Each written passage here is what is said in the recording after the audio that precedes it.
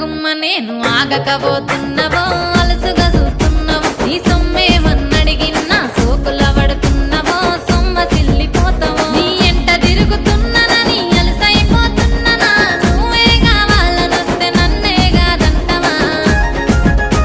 ఓ పిల్లగా ఓ పిల్లగా యహో పిల్లగా ఎంకటేశు చూడకపోతుంటవో కానకపోతుంటవో నా పిల్లగా ఎంకటేశు చూడకపోతుంటవో కానకపోతుంటవో